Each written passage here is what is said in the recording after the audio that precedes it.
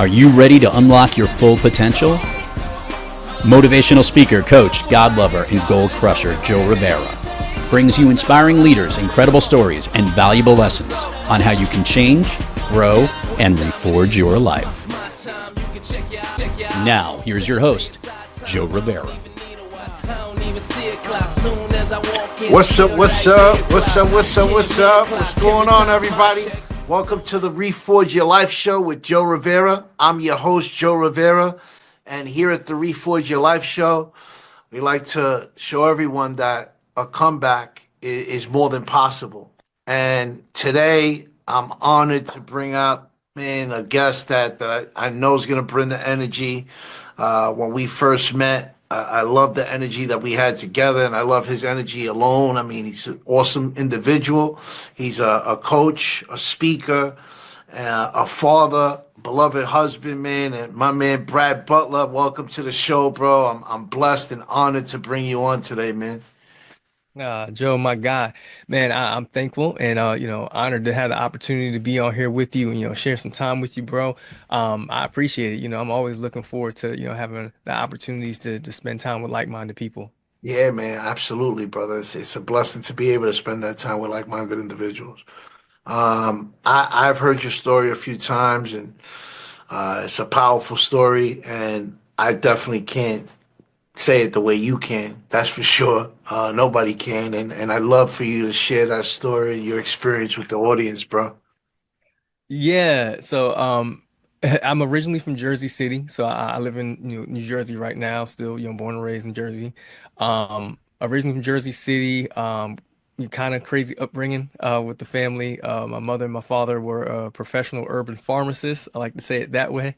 Uh, for anybody who missed it, that just means that they operated outside of the law, right? And Yeah, they were really good at being bad. And one day, my father, after years of doing his thing in the industry and, making all kinds of money and just going crazy with it and there being popular and everybody knowing who he was, knowing who my mom was, like they just side by side and everything that they did. One day my father actually did get caught and he went to jail. So they didn't get him on the charge that they really wanted to get him on, but they got him on what they could get him on so that they could, lock him up. So he does his bid, gets out, and then I'm the first one he wants to see because I'm his only son and I'm the youngest of his children. And then he realized, that time away from, me and the family was, it's too much for him. It's not something that he really wanted to deal with. He's really a family man at heart. And he just decided that he was gonna, get rid of that lifestyle altogether. He's like, all right, well, I'm out of the game. So he walked away, got a 9 to 5. My father had minimal education, so it wasn't a whole lot of options that were out there for him. But he was always good with his hands, a really good handyman. So he started doing warehouse jobs and stuff like that. And unfortunately, it was rough for him because he wasn't getting the money that he was used to making. So he dealt with some issues financially. So did my mother, and unfortunately, my mom and dad they became heroin addicts. Just victim to the drug. Just stressing out. Over life and finances and everything that comes with it. And they dealt with that addiction, for years. Now they were some classy addicts because not everyone knew that they were heroin addicts. But my mom kept her job. She never got fired from her job because of her addictions and stuff like that. My dad still was able to kind of maneuver and do his thing, but they knew they had a problem, and the people who were close to the family knew that they had a problem. So, we remember moving from place to place, living in different places. And I remember vividly living in a shelter, at a point in time with my mother and my sister, as we were kind of trying to figure out our next place that we were going to live. Um, and then they had an epiphany. My mother and my father, and they realized, they got themselves into that situation and they were the only ones who were going to be able to get themselves out of it. So they said, "Hey, we're gonna beat this addiction, together." So my father, what he did, he locked himself in my aunt's attic, and he did something which is called going cold turkey. So he went to the cold sweats and throwing up and all that, being sick, to get it out of his system. My mom went with the 12-step process, so she went to the meetings that they have And she went through the whole process of telling her testimony and all that stuff. And I remember all that because I was actually with my mother when she would be at those meetings. Like I was a little kid, laying on the bench, watching my mom give her testimonies. Didn't know what was going on, what she was talking about, but I was just there, with my mom. And they were able to beat their addiction. So I'm thankful to this day, my mother and my father are alive and well, and they, beat their addiction, never touched a drug again. They've been doing well. So I'm really thankful for that. And I didn't realize that with all that they were going through, that was actually, instilled in me as far as that level of overcoming adversity and resilience. Because then I had to deal with my own form of adversity when my parents separated when I was around 8 years old, and I moved from the urban community of Jersey City to then the suburban community of East Windsor. And about 2 weeks into the school system, I ended up in special ed classes.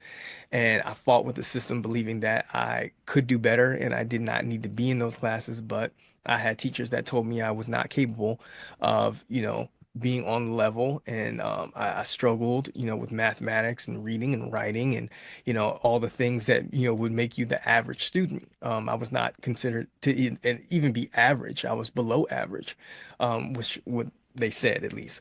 And, I fought, with the system. I fought, to kind of keep my sanity.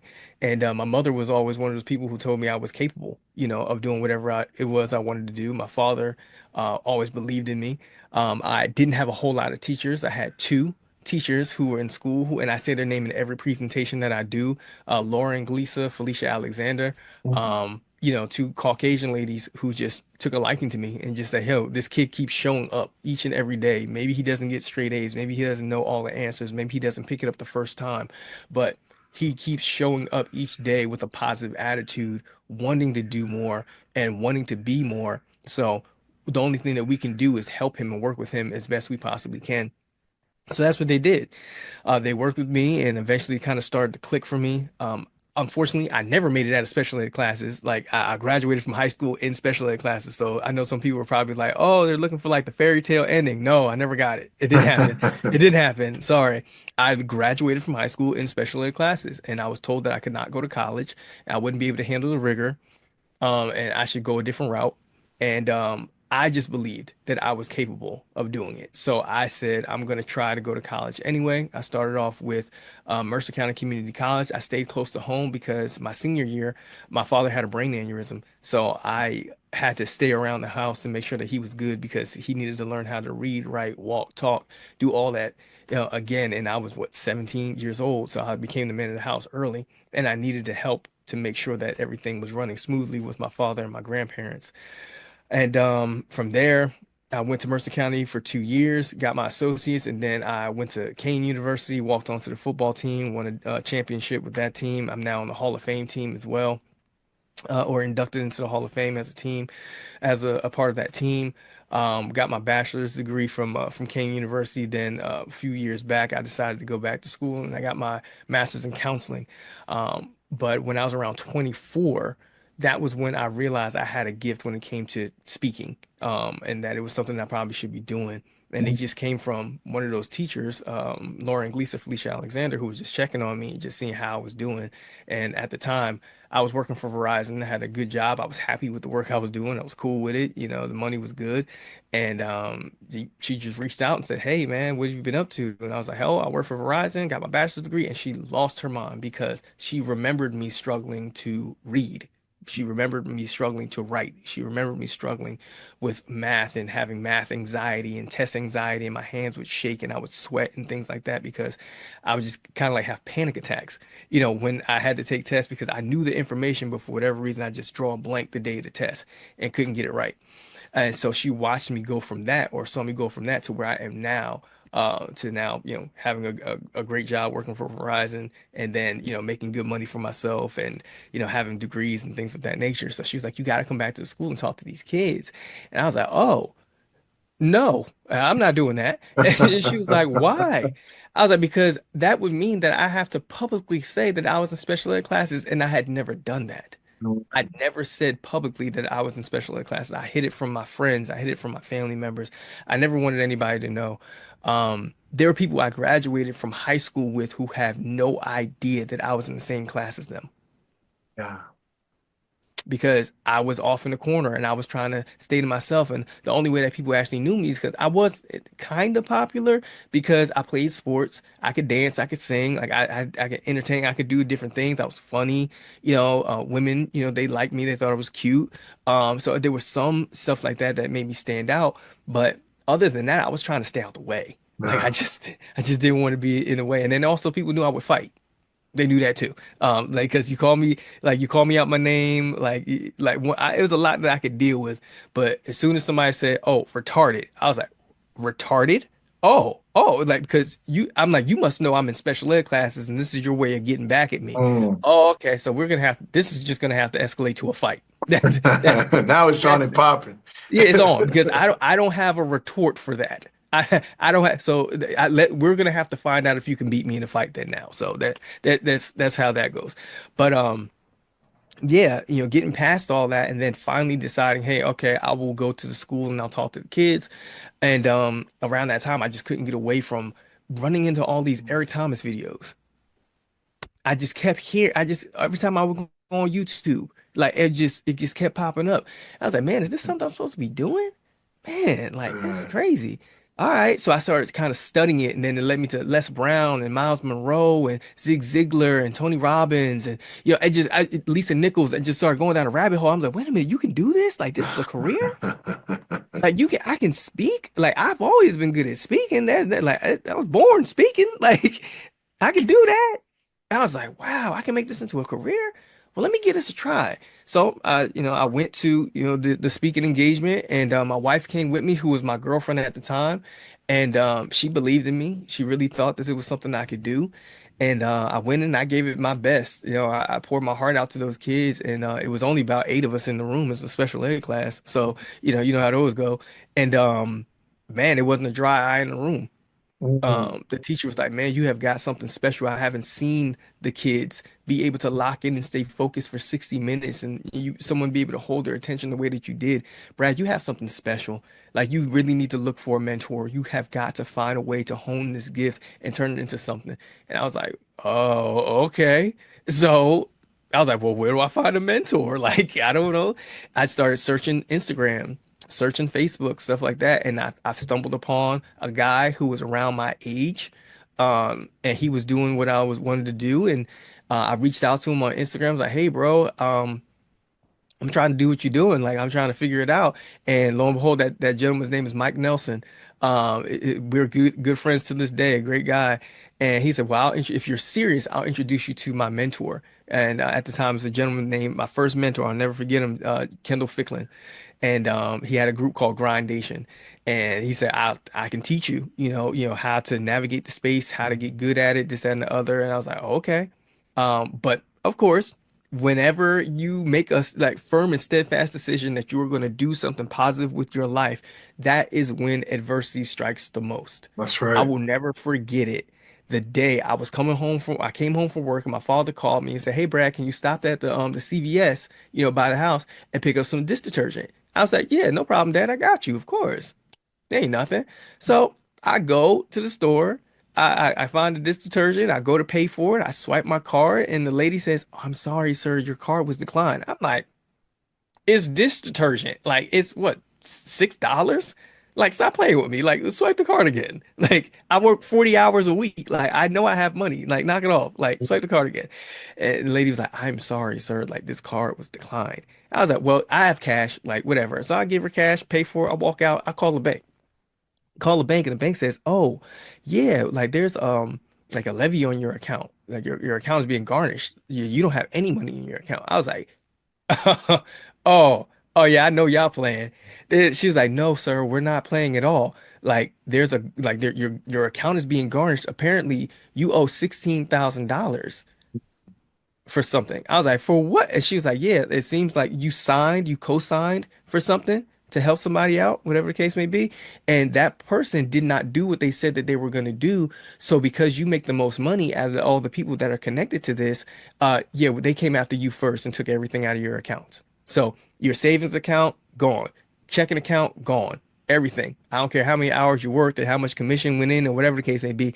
That's all ours. And they just took their money right off the top. So I remember calling my mom, like, Mom, like, can you just send me some money? Like, I just need to get to work. Like, if I can just need gas money so I can get to work and I'll figure it out and I can pay the people. And she was like, okay, cool. She was like, fine. She sent me like $40 so I can get gas. I'm like, all right, thank you. It went into the account and went right back out. Wow. They took the money as soon as it went in. I was like, oh my God. So I had to call them. I was like, hey, listen, I can't pay y'all if I can't work. So we have to figure this out. And what I did was I ended up setting up, a payment plan with them to figure it out. And I was like, listen, just give me access to my bank account again, and I will work and then I will make payments and I will give you your money. But I didn't know that there was money owed. So it is what it is. Like, let me just work it off. And that's what I did. I got stuck with that situation, and I still couldn't get my bank account back yet. They didn't trust me yet. So all my checks had to move from direct deposits to just paper checks, and now everything was cash. And I'm on the phone, after this situation, I'm on the phone with with the mentor, Kendall Ficklin. I'm like, hey, listen, I really would like to, be your understudy, be your mentee, but I know what $50 a month. I can't even give you $50 a month because I can't keep any money in my account. And he taught me a lesson that day. He said, okay, let me put my dad hat on. He said, Brad, that's why they made green dot cards. I was like, what's a green dot card? I don't even know what that is. He was like, it's for people who can't get a bank account like you. I was like, oh, okay. He said, if you either how much money do you have on you in cash? I was like, I probably got like $200 or $100, something like that on me in cash. He was like, all right, go to Walmart, get a green dot card, put $50 on that card, and that is how you're gonna pay me every month for me to be able to coach you. And we're gonna work and get you out of this situation. And he's like, and you're gonna call them, you're gonna call the people you owe money to every week, and you're gonna make payments. And then you're gonna keep asking them that, they'll give you your bank account back. And then when they do, you make their payments, you make sure you pay them on time and take care of your business like you're supposed to. And then you'll be fine. It's gonna take a while, but you'll be able to handle it. I was like, all right, man. And that's what I did. So what most people don't realize or don't know about me is that when I started my business, I was actually $16,000 in debt. And I was actually all the speaking engagements that I had that people saw me getting where I was getting paid, I was using that money to pay off that debt. Right. So I didn't actually hit the profit margin until years later because I was paying off a debt first. Wow. And after learning those disciplines and learning the structures of the business, I was able to move on from there, pay off the debt. I ended up getting connected with Eric Thomas and Associates, and being able to volunteer at their events and learn more and get more connected. And when I had money and my bank account and all that stuff together again, I was able to pay for coaching and programs like the Game Changers. So I'm a certified speaker under Eric Thomas's brand. Then I moved on and was able to connect with Next Level Speakers Academy with Jeremy and my mentor Jeremy Anderson, and now Eric Thomas, Inky Johnson, Chris Crumpler, Jessica Lundy, all those who are part of that community and my coaches who helped me to navigate the space and get to where I am today. And it was just a process of learning, a process of just being patient and just understanding the process and stop trying to rush it. And things happen, in God's time, not your time. And That's that's right. what led me to where I am today. Over, six-figure speaker, won awards, from Next Level Speaker of the Year, Platinum Award, Diamond Award, that type Leader of the Year, all those things. I have proclamations, all that stuff that I've achieved, over the years. And it's just a testament to, just kind of keeping my head down and staying focused and just saying that, okay, mm, just because I don't have it right now, it doesn't mean that I'll never get it. Yeah. And it's just what has sustained me and allowed me to remain humble and not get too far ahead of myself. So yeah, that's me. That's me in a nutshell. Yeah, man. Thanks for sharing that, man. And man, there's a lot to unpack there. I want to kind of go back to you overcoming the fact of, your mom and dad were both heroin addicts. Hmm. That right there in itself is a challenge. I'm in recovery from dope, so I know what that's all about and the challenge that it could create for families. But not only did you have to overcome, that as a child. How old were you at that time? Around that time, shoot, I moved when I was about 8 years old, so they were probably struggling with it, in my earlier years. obviously early enough for me to have remembered some situations and scenarios, Mm. but I wasn't able to put the pieces together or the puzzles together Yeah. until later on when I got older. And I was like, oh, that's what was Okay. happening. That's what I saw. And then also asking questions, talking to my mom, and she never pulled any punches. She always told me the truth about Yeah. stuff. So when she saw that I was old enough to understand, she was perfectly fine with telling me the truth and letting me know what the circumstances were. Yeah. So I mean that in itself is something for a child to overcome. But also going through, the whole special ed situation and people telling you that you're not able to do something, that you're not good enough to read, you're not smart enough for this. I mean, that takes a toll on someone's frame of mind, Yeah. right? And you overcame that challenge. So I'm curious to let the audience know, what was that like in those moments when somebody keeps telling you that you can't do this, you can't do that, you're not smart enough for this, because that attacks the belief system. So Absolutely. what was that like for you coming up? It's kind of like when you go to I guess you go to like you think of the Grand Canyon, right? The Grand Canyon, like it came from like eroding. It didn't just happen that way. Or you go to the beach and you see how the water kind of erodes the rocks and stuff like that. It doesn't happen all at once. It happens over time. You start slowly breaking down, and you have phases of it where it's like in one moment you're okay with it, you just kind of accept it, and then other moments you're rebellious and you're fighting against it, and you have other moments where like you get to like the final stage where it's just hopelessness. And just like, I don't even care anymore. Just leave me alone. Don't talk to me. I don't care what my grades were. I don't care. I don't want to try. Like, I just want this to be over. Like, just get me out of high school. Get me out of whatever. Just let me go on to the next phase of my life where no one knows me as being a special ed kid. Like, I just want to start over. And I was one of those people where I just really felt like, man, this cannot be the end of my story. Like, this cannot be my legacy. This cannot be the story that is told about my life. It's got to be way more to my life than this. And that's what I was working for every day. I found, that resiliency within my family and those two teachers that I had who wouldn't let me quit. They just kept, poking and prodding and pushing me to do better, and holding on, knowing that I may never get out of special ed classes, but they were like, yo, if we can develop this resiliency in you now, when you get out of here, if you do decide to go into college, you will be able to make it because of the resiliency that you have. Like that, the calluses that you have over your mind, where you're not allowing the negative words to get in, and to seep in and stay there and change who you are. Allowing those negative words and negative situations to reshape you or assassinate your character. I was able to just block all that out and be like, okay, it's going to be hard. It's going to be rough. Like, it's not going to be, I just had it set in my mind. I'm like, everything that I do, everything that I touch, it's gonna be hard. It's not going to be easy. I don't walk into any situation like, oh man, this is about to be easy. I'm about to just blow this thing away. Everything that I touch, I believe that it's going to be work that's connected to it. When I play football, so I know y'all can't see on camera, I am all of 5'8", 5'9", and the most I've ever weighed in my life is 160 pounds. I had no business on anybody's football field. However, the heart that I had on that field was something different that you couldn't match.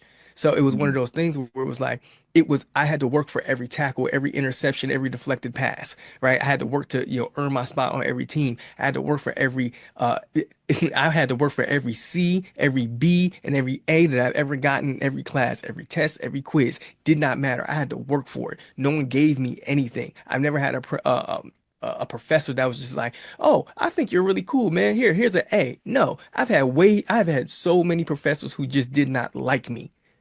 They just didn't like me because I didn't get it the first time. That I had to ask them to explain it multiple times. You know how professors have their office hours? Yo, most kids don't actually use them. They Yeah. never show up. They never show up for their office hours. I had to show up. I had to actually be there for their office hours. Like, excuse me, sir, could you please explain this to me again? I still don't get it. I'm sorry. And they were pissed off because I made them do their job. Yeah. It's like, my tuition is paying you, right? Mm. No, no, no, no. I'm not leaving. I'm not leaving until I understand quantitative methods. I'm Right. not leaving until I understand statistics. I'm not leaving until I understand whatever it is that this subject matter is that I'm still struggling with. So if you got office hours, I'm gonna be there. So first, I'll be honest with you. I might have passed a couple classes because they just got tired of seeing my face. But well, I'm curious though because there's a lot of like determination, confidence, and the wherewithal and drive to move forward and overcome this. Where did that come from? Because you spoke about also a point where, man, shit, I don't want to do this no more. I'm gonna give up. This isn't for me. I just want to get away from all this. I want school to end. I don't want to be in this situation anymore. So where did that shift happen? I mean, I know you had two teachers. I mean, you had the teachers that believed in you. You got the resilience that you saw your parents going through. But man, Brad, look, man, I've been in a position where everyone around me was trying to help me, and I couldn't get the help because I wasn't ready to help myself. Right. So where did that change occur for you? Um, I think it really happened when like you see the shirt I'm wearing, hope is your superpower. Like Yeah, that's man, that's a real like theme that I, that's I live real. by. It was hope. I've always had hope. Like I've had people who like they talk bad about me, down to me or whatever. Like you ain't gonna be this, you ain't gonna be that, you'll never amount to whatever, blah blah. Um, but I never lost hope. Like I might have had moments where I was like, oh, this ain't my, I'm not having a good day, I'm not having a good moment or whatever, but I never lost hope. I always believed that I could do better, I could do more. I never knew exactly what. I never knew how far I could go. I never even knew that I would be this person that I am today. I never asked to be a motivational speaker. I never asked to be an educational consultant. I never asked to impact people's lives. I never asked to speak life into other individuals. I didn't ask for that. It was something that was given to me. And I was reluctant in going into it. That's why there's a difference with certain people when you find them, those who are walking within their gift, walking within their purpose in their life, and then you have people who are doing things that are for self-gain and vanity. You asked for that. You asked for an opportunity to speak. You said you gave yourself a title. You said, "Oh, I'm a motivational speaker." All right, you haven't proved anything. What one of the greatest things that I learned from one of my first mentor, Kendall Ficklin, he said, "Stop calling yourself a motivational speaker. Stop calling yourself an author. Stop calling yourself a trainer. Stop calling yourself these things, and just do the work, and then your audience will call you the title. Your audience will give you the title based on your actions, not by what you say." Yes. So for a while, I stopped calling myself a motivational speaker, and I just started asking people for opportunities to speak life into students. Hey, what is this called? Being an educational consultant? Can I consult? I'm a student success and retention specialist. Can I work with your students? Can I deliver a presentation for them? And then when they would announce me, and today we have motivational speaker Brad Butler II. Okay, I never told him I was a motivational speaker. The Yeah. title came from the people who saw what I was doing. They saw the actions that were connected to it. I didn't ask to be an author. I became an author because I needed to write out the story of my life and my family's life and let people know what the narrative was and what actually was going on instead of y'all making stuff up. And if you want to know the story, that's cool. You can pay for it. Buy the book. It's like I took control over the situations in a certain sense. But it's like, yo, you get people out here who just doing their own thing. They freestyling. So you gotta be careful, with stuff like that. And I know you said something about like the confidence and stuff like that earlier. The confidence comes from getting small wins. Yeah. Yeah. Absolutely. And celebrating those small wins, right? Right. Uh, I mean, I just hope I want everybody to pay attention to something important that happened in this transformation, right? And the power of your belief system, because you know when you have a belief system that's broken, that's bringing you negativity, that's bringing you that catabolic draining energy, guess what you're going to bring into your life? You're going to bring in that catabolic draining energy. And Brad had the it shifted his belief system into believing in himself. something happens when you start having hope and start believing in yourself. Man, the doors that start opening, the mountains that start getting moved, because you're building that confidence in yourself and saying, you know what, I can do this. I can move the needle forward. I'm not a victim of my circumstances and conditions. And this is a perfect example.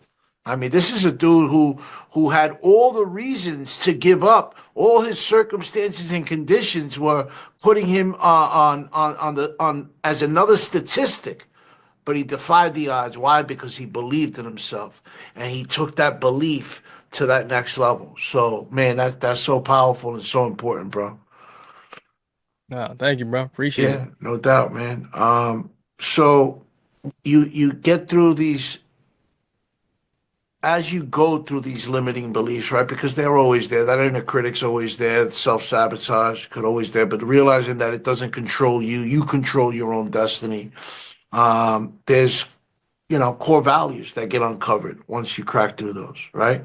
What are some of those core values that you hold on to and lean into when, the going gets tough and life throws those curveballs that life always throws? Some of the core values that I have are my faith, right? I'm big on, holding on to my faith. Faith is my foundation. Integrity is a big thing. Like I am who I say I am. Like, bruh, the reason why I have some of the relationships that I have and people trust me the way that they trust me and believe in me the way that they do is because from day one, if I said I'm going to do it, I do it. And I don't make no excuses about it. If I make a mistake, I'm the first one to say I messed up. I'm the first one to ask for forgiveness if I made a mistake and it's on me, right? It's on my back. Yo, I messed up. It's my fault. Like, man, I hope you can forgive me if I offended you or whatever the case may be. Um, Character, man, just being each day I pride myself in making sure that I am still the man that my wife said that she wanted to marry. Wow. I pride myself in that. Mm. Um, Man, trying being an example for my kids, for my sons, man, like I've forced myself to wean myself of weaknesses and limitations and vices that I've probably have had over the years because I want to be a living example for my kids because my sons are going to experience adversity. They're going to experience things in this world. And who better than their father to be able to walk them through the path and help them and say, hey, son, I dealt with that too. And this is how I got through it, son. So you can't tell me that it's impossible. Like, okay, Mhm. you struggle with drinking or something like that. Brad, your dad used to drink and dad doesn't drink anymore. He hasn't drank for years. I'm 36. I think I stopped drinking when I was like 30 something like that. I just let it go. I was like, I don't need this. Like I stopped going to clubs. I stopped going to different places that I didn't belong. Like I stopped doing certain things that I didn't need to do, things that didn't serve me well. I don't curse. Like literally, it's not one of those things where it's like I don't curse in public. No, I don't curse at home, like in my private life, because I don't want that to spill onto the stage. Like I know how passionately I speak. And when you're a passionate individual, bruh, a cuss is coming out if you used to speak in like in that with those that type of language, right? So I took it out of my vocabulary altogether. And I have to give that credit to my wife because my wife was like, hey, you might want to stop cussing because you're gonna be on stage. And one of these kids gonna make you mad and you gonna cuss. And I was like, you're right. Let me get this out my system. Let me stop cussing. It just little things like that that just make me who I am. Um, and it's just I'm not saying this for everybody. Like, listen, I'm not telling everybody to stop cussing. I'm not telling everybody to not drink or do whatever. That's your thing. That's everybody got their own thing. I just say that I don't drink, I don't smoke, I don't do drugs, I don't do any of those things because I don't want anything to take my focus off of my purpose, my focus off of my wife and my kids, my focus off of the work that I'm supposed to be doing. I've got to be the best leader that I can be, the best CEO I can be. I have a team. I have payroll. Like people have to get paid from the work that I do. So Yes. I have to make sure I'm at my best to make sure that I'm taking care of them and those who are around me. So yeah, man, that's really all it is. It's just like, man, I just gotta be the best version of me or try to be the best version of myself at all times because of those that I impact. Yeah, man, that's powerful, and a few things he said that are really important, man. I mean, everything he's saying right now is important, but I mean, catch on to how important it is to lead your tribe, whether it's at home, it's in your workplace, being the leader that you're meant to be, that you have within you, so that you could lead the people around you is so vital. And being authentic to who you are, right? And what serves you, right? I mean, the no drinking, the no cursing, it's what serves him. I mean, listen, man, I curse, my F bombs drop, but everybody's authentic to who they are. It's what serves you as a person, right? And that's what serves him, right? And it's important to him to be able to lead for his children, and he wants his children to be able to turn out and have the things that he didn't have, growing up. So, man, that's so important for everybody out there.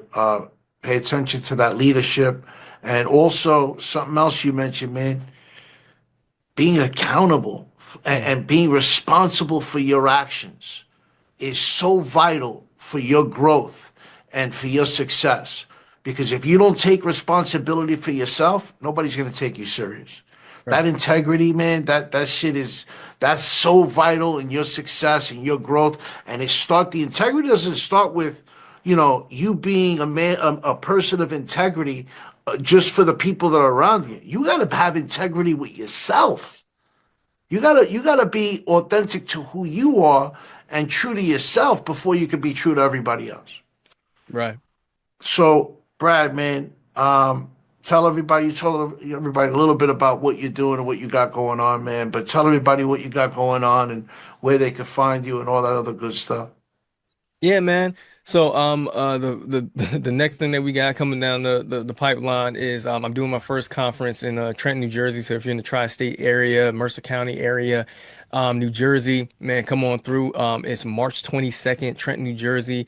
The For the Glory of God event space, also known as like the Smith Family Foundation Church, same areas, it's in the same exact area. We're gonna be there, going in from 9 a.m. to 5 p.m. We have lunch catered for our VIP guests. We have breaks in between, of course, to give people time to stretch and do their thing. We got a crazy set of speakers that's coming through. I got Next Level Family that's coming through to tear up the stage. We got the Women's Empowerment panel. We got the Entrepreneurship panel. We have some heavy figures from Trenton, New Jersey, who are coming out to just give the people some game. We are primarily focused on like the youth, staff members in the educational space, parents, the community itself. We want to do something to uplift the community.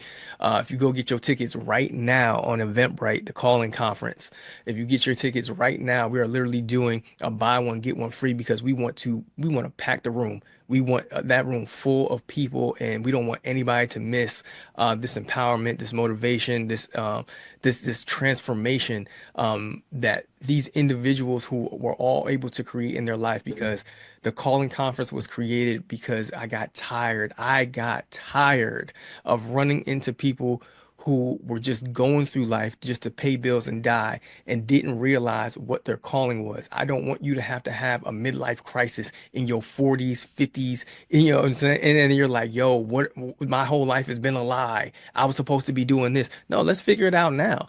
Like, come to the conference where you can connect with other individuals who have found their calling in life and have been walking in it. I found mine when I was 24 years old, and I ain't looked back since.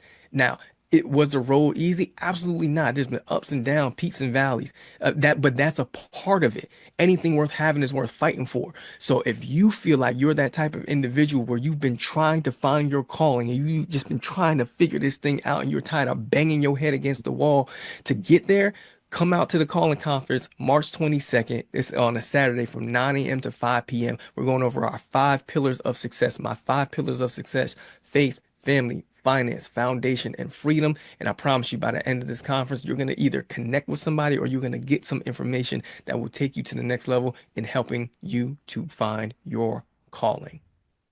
Oh Oh yeah, man. and then of course you can always find me on social media platforms, Brad Butler II on everything. And then if you're looking to book me at a school, whatever it is that you got going on for professional development, personal development, I actually don't even do professional development or personal development. I do purpose development. Mm. So if you're looking for that for your staff members, if you're looking for that for your students, the people that are around you, and you want to impact them in a positive way, in a passionate way, and you want purpose development, then you might want to go to my website, which is www.bradbutler, the number 2.com. Bradbutler, the number 2.com. Man, my man's dropping the fire tonight, boy. Let me tell y'all, man, Just if getting warmed y'all up. if y'all haven't seen Brad or heard Brad speak yet, man, definitely go to the conference. And if you did hear him before, go hear him again because guess what? Sometimes that second, third time around, you pick up things you didn't pick up the first time. And not only that, man, but when you go to events like this, it's not just about the speakers. It's about the community inside the building that you're going to connect with and grow with that helps take you to the next level, man. So definitely go check them out. Go to Eventbrite and check, what is it, calling conference? Yep, the calling The conference. calling conference. Go get your tickets, man. Buy one, get one free. That shit is a steal, man. So, Brad, a few questions before we jump off, man, that I ask all my guests. The first one is, what does the word purpose mean to you? Uh, Honestly, the word purpose just is your direction in life. It's Mm, your direction in life, man. Without purpose, they say a man with, or I guess you could say a man or woman without purpose is dangerous because that means that they have an mm, idle mind. And if you've never read this book, it would behoove you to go out and grab this book and read it or get the audio book, whatever works best for you. But it was a book that I read and it changed my life. It's called Outwitting the Devil.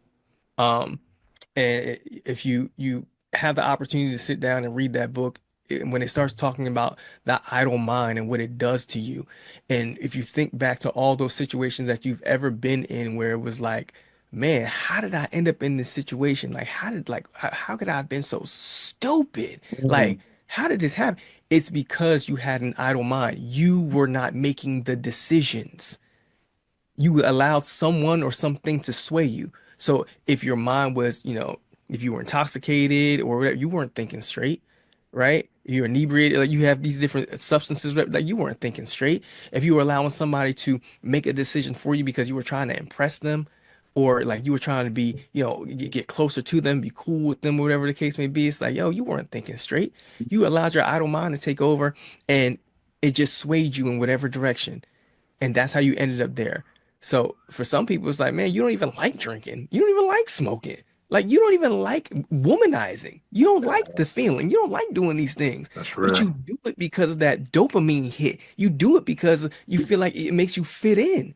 Like you get to hang with like you do realize after you stop smoking, stop drinking, or stop doing certain things, you're not even gonna have those same friends anymore because they're not Nope. gonna feel like they want to be around you. You're gonna lose some people. So the purpose that you have, it means everything. You cannot walk around here with an idle mind and allow your life to just be blown away and swayed with the wind. You have to take Yes. control of that thing and make decisions for yourself because it's not just for you. It's depending on you making the right decisions so that the people around you will have a lifestyle that you may not have ever experienced. Yeah, that's so real, man. That purpose is your compass in life, man. It gives you direction and points you in the right direction to go. Man, that's a great read too. The Napoleon Hill, Outwitting the Devil, man. Um, what when you hear the word reforge, what comes to mind? What does that mean to you? Man, Reforge. Have you ever heard of I believe it is the Japanese form of pottery making. It's called kintsugi. No, I Have haven't. you ever heard of it before? No. So, kintsugi, that is actually when they take pottery that has been broken, shattered into a bunch of pieces, right? And is perceived to be worthless now. Mm. They take it and they actually put it back together with precious metals like uh, gold and silver and platinum. And when they put it all back together and glue it back together, it is now actually worth more than what it once was. it had to go through a reforging process, the process of being broken and then being put back together, glued back together with something that was purposeful, something that was valuable. The thing that most of you don't understand is that you're not going to get to the purpose that you have for your life until you are broken first, because you have got to die of the old you in order for the new you to be reborn. You have to perform kintsugi on your life. Yeah. Come on, man. Bring it, baby. Bring it. Love it. Love it. Love it. Absolutely. Kintsugi is called, right? Man, Yes, I sir. love that analogy, man. Brad, before we jump, man, just something that the audience doesn't know about you that you like to do for fun. Man, okay, everybody knows that I love playing football and I don't play football anymore, obviously. I'm good. I'm just like I have no room in my life for a torn ACL. I'm good. I'm good. But something that I like to do that most people don't know is that I actually really like to listen to sermons. Mm. From good, like there's certain preachers, and not all, but I like really good sermons that resonate with me, like Eric Thomas. That's my pastor, Eric Thomas. And then there's other ones who are out there, just off the top of my head I'm trying to think of, Pastor Hannon, I forget, I might be saying that wrong, but um there's a couple really good ones. It's a gentleman out in Atlanta. I think his name is Anthony Mitchell, something like that. I forget, but I always know him when I see him or when I hear him. But yeah, I'm really good. I'm big on that. Like I love hearing scriptures and things like that because I'm a creative in the way that my mind works. With me being an orator, I hear them and I'm like, how would I say that? What analogy would I have used? What storytelling would I have used with that? So I'm always working in the sense of on my craft. So whether I'm on a stage or I'm just listening to somebody else speak, I'm always kind of working on my craft and listening to different things and seeing how I can, better myself. So really, I mean, yes, it is that I like hearing sermons, but it's probably more of the fact that I'm always working on my craft and people don't really realize it. Yeah, man. Hey, listen, that's so important. You got to always work on your craft, man. Repetition is the mother of skill. The greatest didn't become the greatest by doing it one time. They did the same thing over and over and over and over again. And man, let me tell you, I tore my ACL before, and I enjoy listening to the sermons all day over them towards the ACL also, bro. So there's nothing better than the word, man. So I feel you on that. Man, Brad, thanks again, man, for coming through, brother. This has been dope. I always appreciated the energy that we shared and being able to kind of work together and put it together has been a blessing, brother. Oh man, thank you. It's always an honor and a privilege. I don't take it lightly when I'm offered these opportunities to be able to, speak life into other individuals. And I just pray that, some of the words that I shared today, it sparks something, it ignites something inside of them for them to just change the way that they look at the world, change the way that they look at their circumstances, and just have a fresh view when it comes to looking at their purpose and, going into this world. Oh man, absolutely, brother. Absolutely. And for everybody out there listening, thank y'all for listening. Thank y'all for checking it out and viewing it. And I ask for a favor, man. I ask that y'all subscribe, like, and most importantly, share, man, because there's somebody out there who isn't listening and who might be struggling right now with their comeback and they don't know how to come back and they need the tools to be able to do that. And they could get the tools by listening to these episodes, man. In this episode, Brad dropped a lot of those tools, man. So share it, man. Everyone, stay productive, stay profitable, and stay blessed. Enjoy your weekend. You've been listening to Reforge Your Life with your host, Joe Rivera. Make sure to subscribe wherever you get your podcasts. To learn more about Joe Rivera and how he can help you or your organization reforge your life and regain your place at the top, head on over to withjoerivera.com and follow Joe on all social platforms. The Reforge Your Life podcast was produced by Thrive Loud Productions. Thanks for listening.